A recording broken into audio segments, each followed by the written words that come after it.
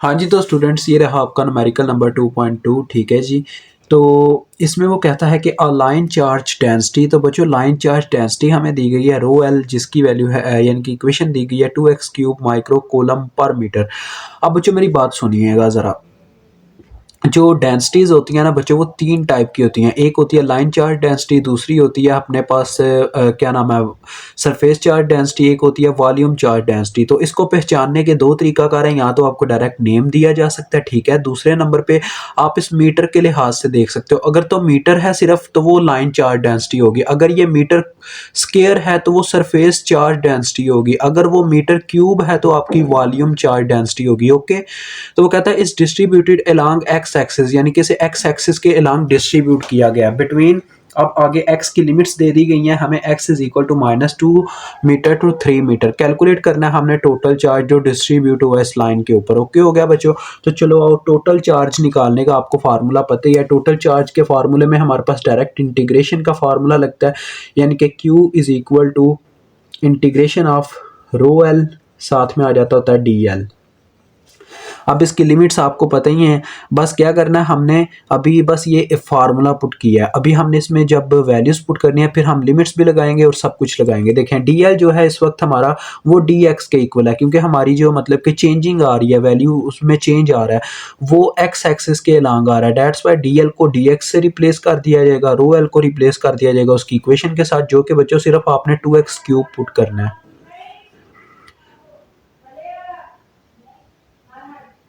तो बच्चों देखो ये 2x³ आ गया, ठीक है जी।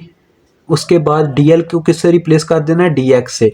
अब लिमिट्स आ जाएंगी, लोअर लिमिट और अपर लिमिट। तो देखो ये स्टार्ट कहाँ से हो रहा है, -2 से, और एंड हो रहा है 3 पे। मीटर वगैरह नहीं लगाना, वो छोड़ दो बस। अब -2 एंड 3, ये आपकी लिमिट्स लग गई। अब इसको सॉल्व करना है। देखो बच्चों कोई इतना मुश्किल काम नहीं है। 2 तो पीछे हट गया, x का डेरिवेटिव क्या होता है, 1 होता है। तो अगर किसी भी चीज़ का डेरिवेटिव उसके साथ हो, यानी किसी वेरिएबल का डेरिवेटिव उसके साथ मौजूद है, बगैर पावर के आपने डेरिवेटिव देखना है, तो उसके इसका डेरिवेटिव क्या है, 1 होता है। तो 1 इसके साथ मौजूद है x³ के साथ, तो उसकी पावर में इंटीग्रेशन में उसकी पावर में एक प्लस कर दिया जाता है और उसी पावर से डिवाइड कर दिया जाता है।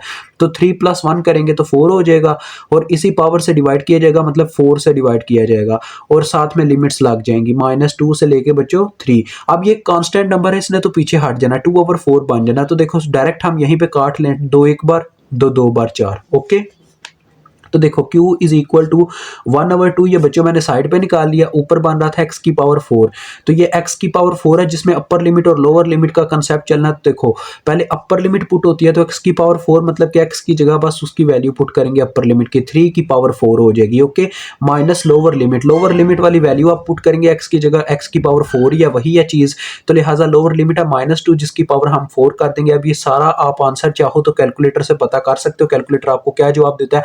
अब कुछ बच्चे बोलेंगे सर यहाँ पे आप कैसे इसके यूनिट कैसे लगाएंगे। देखो बच्चों मैंने माइक्रो कूलम का इस्तेमाल नहीं ना किया, मतलब कि मैं माइक्रो कूलम को कुछ छेड़छाड़ कर ही नहीं रहा, तो आपका टोटल चार्ज भी माइक्रो में ही आएगा और कूलम सिर्फ आएगा। मीटर पता कैसे कटता है, देखो ये लिमिट्स के साथ था मीटर, अगर मैंने मीटर में पुट करूँ तो मुझे आंसर के साथ मीटर मल्टीप्लाई होता हुआ नजर आएगा। तो जब इसके साथ मीटर मल्टीप्लाई करेंगे रो एल के साथ, तो ये बटे वाला मीटर कट जाएगा और हमारा आंसर माइक्रो कूलम में आ रहा होगा। ठीक है, अब मैं इसको कैलकुलेट करके फिर आपसे राब्ता करता हूँ।